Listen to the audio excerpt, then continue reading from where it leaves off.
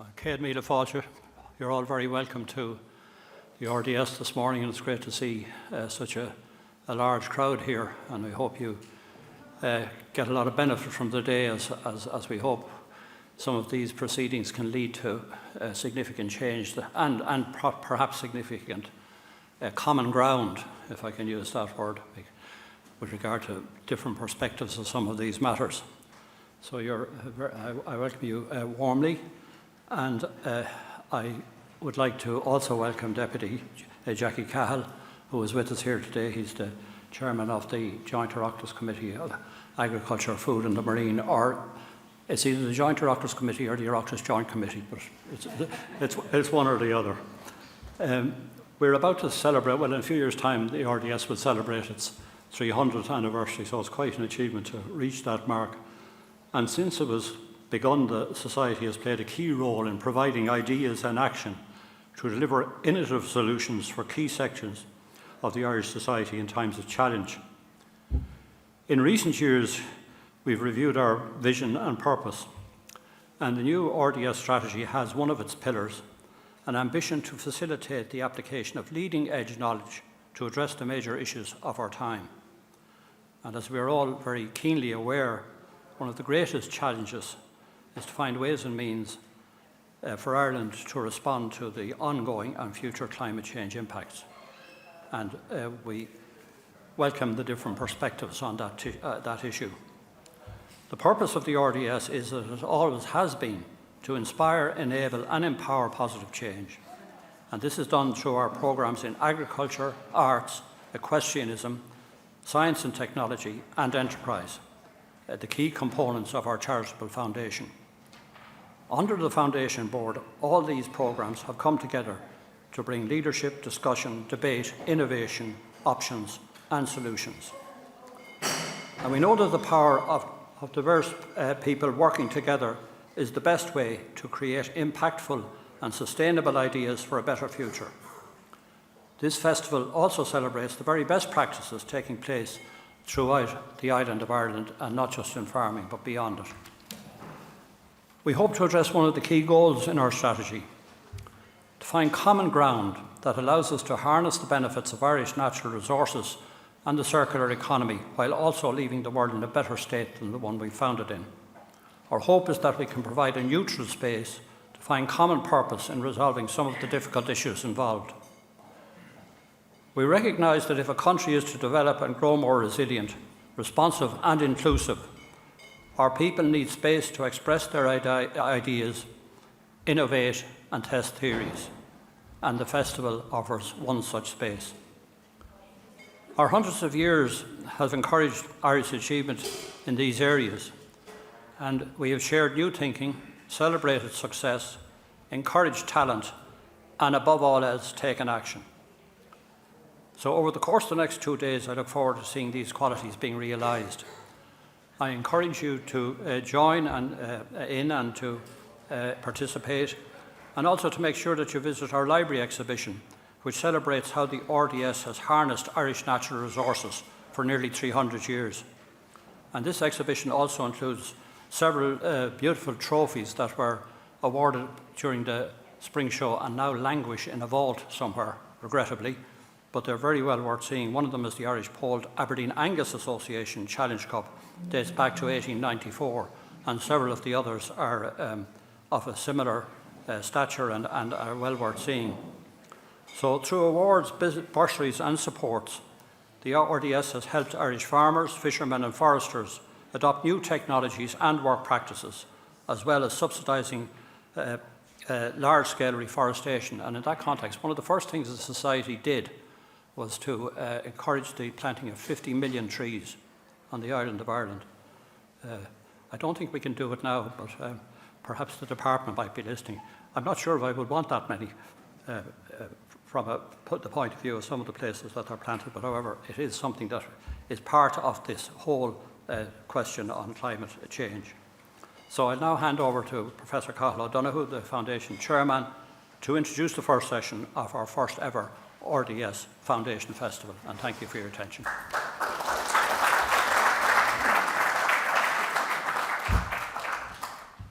Good morning, everybody. Welcome to Forest Futures. I was just thinking that the last time we had this event, which was 2 years ago, it was a different world. It was online. We couldn't meet face to face.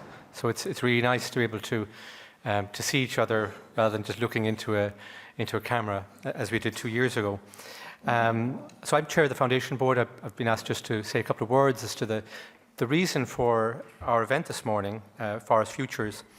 Sean was talking about our history at the RDS, and our history goes back nearly 300 years in engaging with forestry. It's always been important for the society.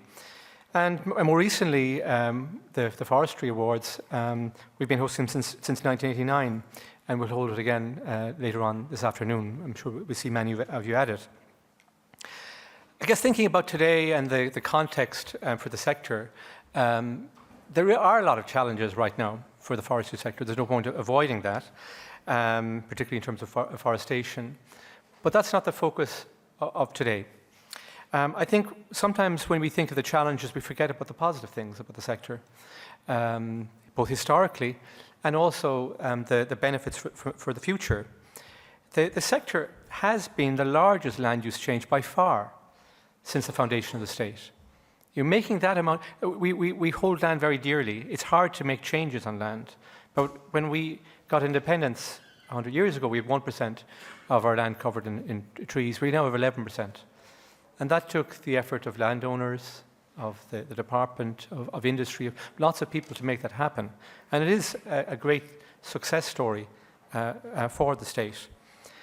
And I guess one of the motivations of developing the forest sector has been to provide employment in often very remote rural areas. So it makes a very significant contribution to the rural economy.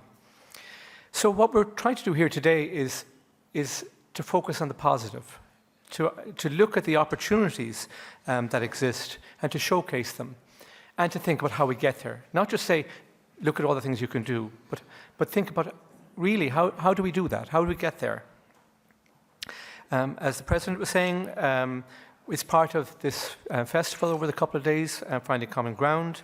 But this event specifically forms part of a longer period of events that have happened regularly, focusing on different topics that affect agriculture and land use. We've brought together groups like you and expertise like we'll see on the panels later on and our speakers to consider important questions that relate to the interaction between agriculture, land and the environment.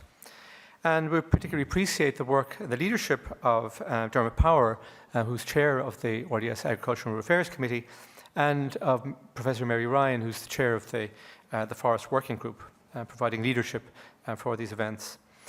So the structure we have today is a tried and tested structure. Typically, we start off by hearing the facts. We ask 3 leading experts in the field to come and tell us the context so that we can then have a conversation about the issues we're interested in. And today, if we're thinking about the opportunities and benefits, we're thinking about 3 specific areas, or ecosystem services. And we're going to hear presentations, initially short presentations, in each of these areas. We'll start with Dr. Patrick McGetrick, from a colleague of mine from the University of Galway, who's an engineer and does a lot of work in timber for sustainable construction. So it's about the use of the outputs of our forests to maybe help us to use less concrete and steel in our construction sector. Then we have Professor Anya Niguon, and we've worked together on a project funded by the Department of Agriculture on forest recreation, and she'll present to us some of her findings there. And then finally, Dr. Bruna Longo from the Department of Biological Sciences at the University of Limerick will discuss opportunities for another benefit, which is the value of the carbon that's stored in our trees. Then we're going to have 2 panels that will be moderated by journalist and broadcaster Helen Carroll, who's worked frequently with the RDS before. And like the other events we have, typically the first panel focuses on the what to do. So what can we do, current examples of good practice and learning in delivering these benefits and services. And then the second panel in these events that we have is the how to do. So how to make it happen, how to make change happen, what will we require and what are the solutions. So the what to do and then the how to do. And we encourage questions, because there's a lot of expertise in this room, a lot of interest in the sector in this room, to be posed to the panel, and Helen will have a conversation with them. At the end of the workshop, Dr. Eugene Hendrick, formerly of COFORD and one of the leading experts within the sector, will draw some early conclusions and thoughts. And our plan is not just to have this an event where we're talking and then that's it. We want to draw the findings, the learnings from this event and bring them to other people who might find use for them. And so my colleague, Dr. Cahill from the University of Galway, who is an experienced researcher on these topics, will prepare a report of the discussion.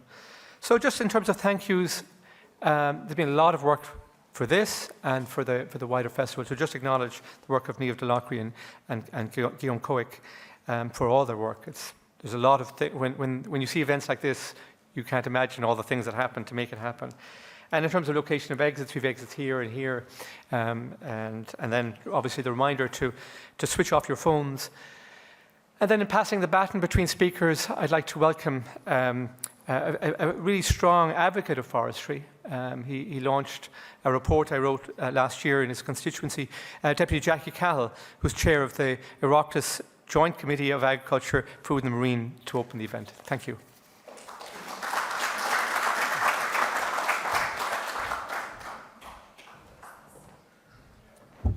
Thank you very much. And first of all, I'd like to thank the RDS for the invitation here this morning, and also to compliment them on the initiative on this discussion, and I suppose the title, Finding Common Ground. And, you know, as has been said, I'm chair of the Oireachtas Committee on Agriculture, Food and Marine. And the subject we've devoted most time in my 4 years as chair has been forestry. And that's not by accident. Forestry, unfortunately, has got itself into a bad place, and the confidence in the sector is very low.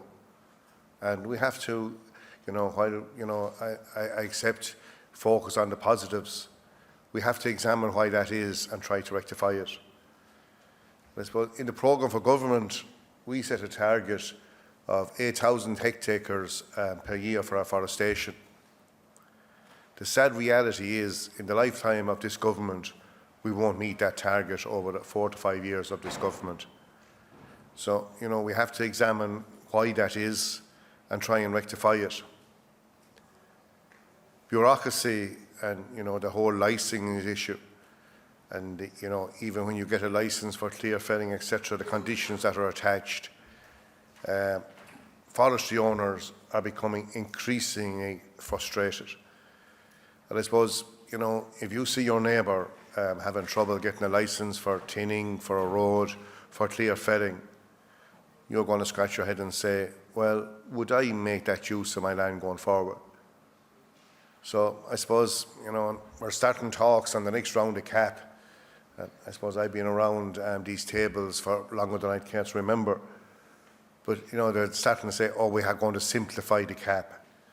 Now, I'm hearing that for the last 40 years, and all it has got is more complicated. And most definitely that applies to forestry.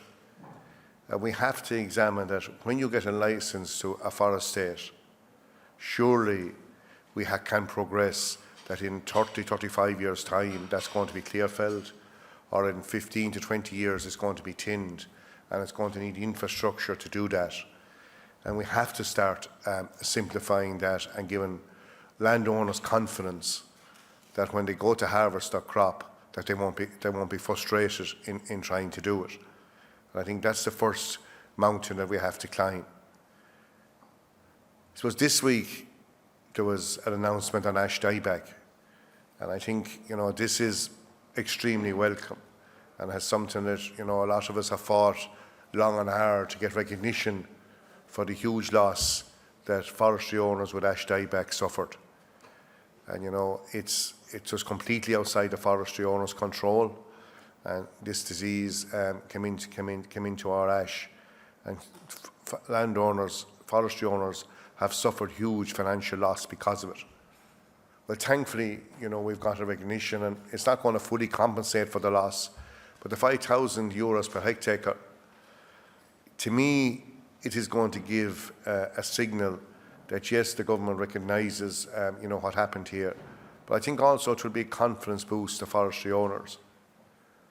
And for forestry companies who have been struggling for the last number of years with a low level of forestation, you have this land of probably around 15,000 hectares will probably be planted in the next 12 months to be replanted. And to get that land back into production, I think it will be extremely welcome, and it will give a significant boost to the industry. And I think, to landowners, it will give a confidence boost as well. So, I think that is extremely welcome.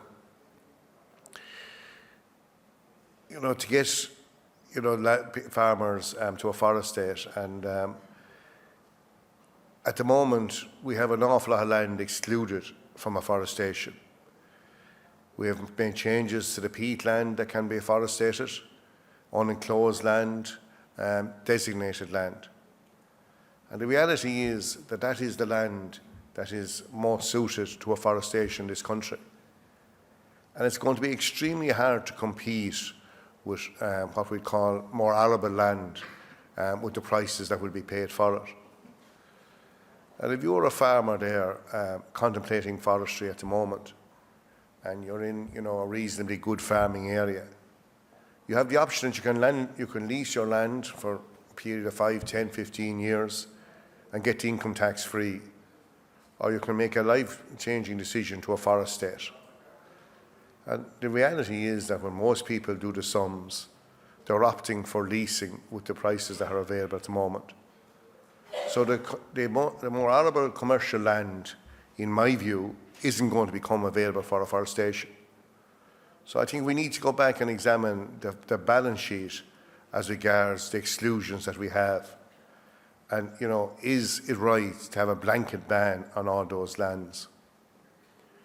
In the last couple of weeks, the EPA revised their figures on carbon emissions from peatland that's in grazing. And they revised the emissions downwards very, very significantly. There are upwards of 60% less emissions from grazed peatlands than what was estimated. And I think, that's, to me, is a very, very significant development. And we've been talking about restoration of land and the restoration proposal that's coming from Brussels. And I have a motion going to Fianna Fáil Parliamentary Party next week that restoration now has to be revisited and relooked at, because we made the decision on false information.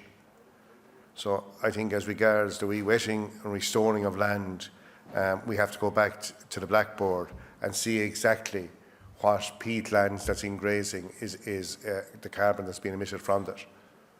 But I think if they made a mistake on that side, and I mentioned this while we were talking about having a cup of tea earlier, and there was a sum done on afforestation a number of years ago, and the EPA said they had underestimated the carbon loss from peatland that is planted. But I think it's worthwhile going and have a look at that. But designated land, like in my county, we have a lot of land designated for the hen harrier.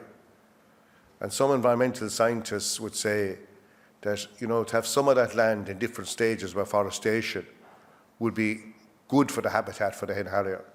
And hen harriers' numbers are declining with this blanket ban.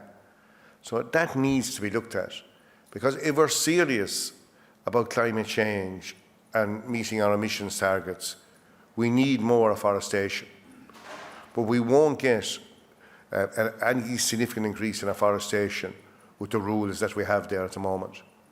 So in my view, the whole balance sheet needs to be looked at. And listening to, the opening speaker there, he was talking about, using less concrete in construction, less steel in construction. The balance sheet that forestry can do, in my view, what forestry will contribute in 30, 35 years' time as replacing concrete and steel in construction is never getting the full credit that it deserves, and it's not being put into the balance sheet when we're talking about emissions reductions, etc. It's purely based on what's physically happening on the land, and the end benefit of the forestry is not being included.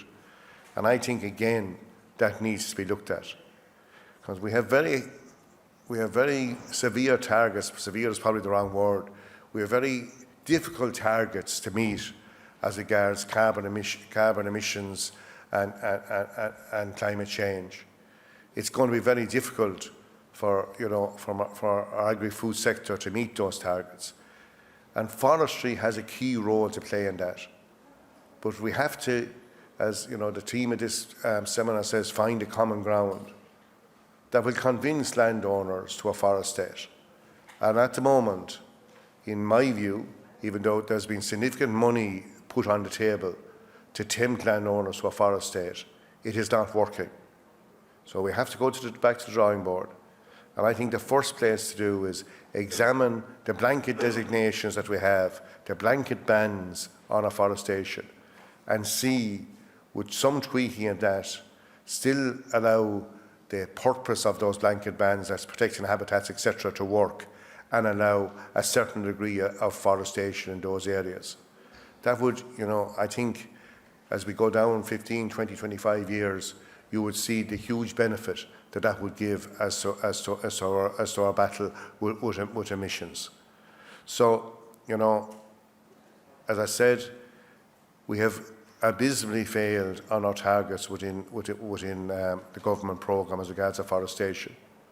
We have to admit that and see why that is, and see what we have to do to get landowners to plant some of their land.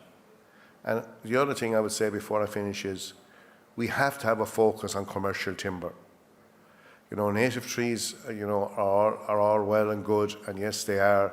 They will be there for the long term, and they have a great benefit to climate change.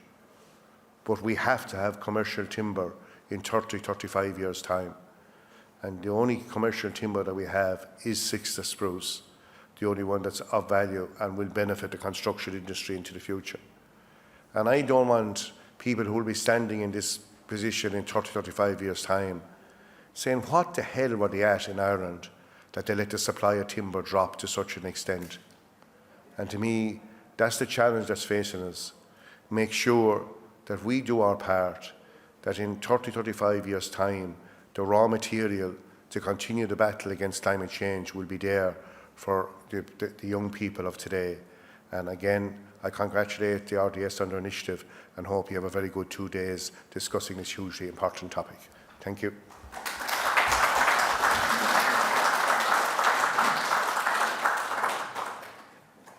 Thank you, Deputy Cahill. You're all very welcome to this session of Finding Common Ground. My name is Helen Carroll, and my job is to make sure you all get out of here on time today.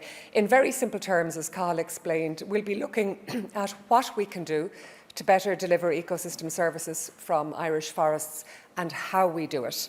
We're breaking it down very simply into those two parts. We have some expert presentations followed by panel discussions, and I'd encourage you to take part in the discussion. There will be an opportunity to ask questions. We will have a floating microphone, so it really is as simple as putting your hand up, making sure I see you, and I'll do my best to make sure as many of you get to ask the questions you want to ask. And all going well, we'll be wrapped up in time for lunch, which I'm informed is lovely in the RDS.